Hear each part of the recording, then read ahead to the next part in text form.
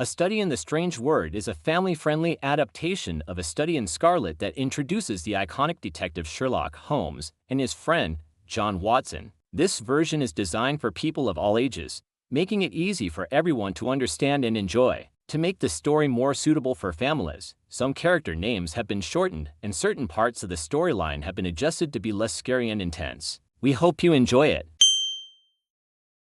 One day, a note arrives from a police detective named Toby, asking Holmes to help with a very mysterious case. At first, Holmes is unsure about helping because he knows Toby will take all the credit for solving the case.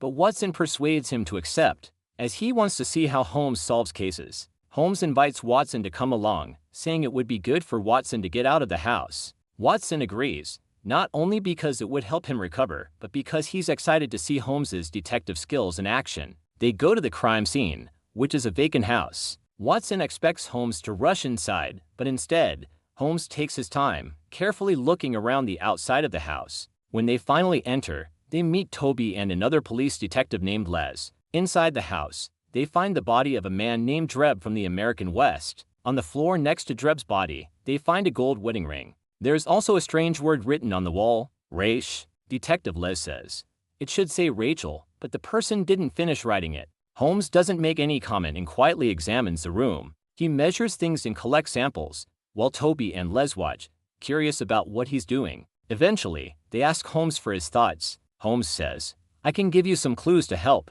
The person who did this is a 6-foot-tall man. He came here with the victim in a cab, and the victim was poisoned." The word Raish is a German word that means revenge. It was meant to trick the police, so you don't need to look for any Rachel. After leaving the crime scene, Holmes and Watson head to the telegraph office, where Holmes sends a message to gather more information. Then they visit the person who discovered the body. After talking to the witness, Holmes tells Watson that the gold wedding ring belongs to the criminal and that he came back to the scene to find it. To draw the criminal out, Holmes places an advertisement in the newspaper, saying that Watson has the lost ring and is willing to return it to its owner. While they wait, Holmes gets a reply to his telegram from America, confirming his theory about the case. That night, an old woman visits to 1B Baker Street, claiming that the ring belongs to her daughter. She takes the ring and leaves in a cab. Holmes follows quickly, but when the cab stops, the old woman has disappeared. Holmes figures out that the old woman must have been the criminal, dressed up to trick everyone.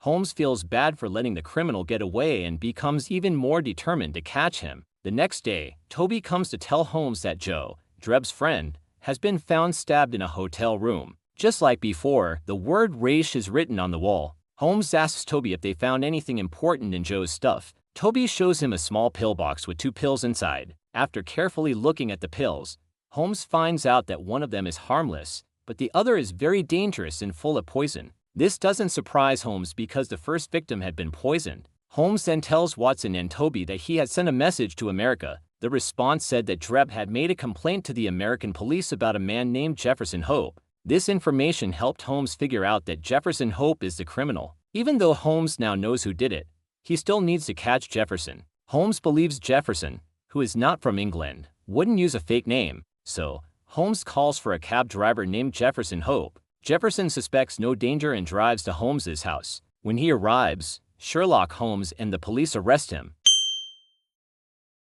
In the interrogation room, Jefferson admits to his actions without showing any regret for what he did to Dreb and Joe. He says, "I found Dreb and brought him to an empty house." He continues, "There, I made Dreb choose between the pills, giving him a 50% chance to leave the past behind and move on. But God made him choose the poisonous pill." Jefferson explains that at Joe's hotel, he wanted Joe to pick between the 2 pills, just like he did with Dreb. However, Joe fought back. In the struggle, Jefferson ended up stabbing Joe in self-defense. Holmes listens closely and smiles. "That sounds right," he says, understanding that Jefferson's story lines up with his findings. With this information, Holmes feels ready to close the case. Holmes thanks Watson for encouraging him to take on the case, calling it the most interesting case he's ever seen. Holmes refers to it as a study in the strange word, telling Watson that their job was to uncover the strange danger hiding in everyday life.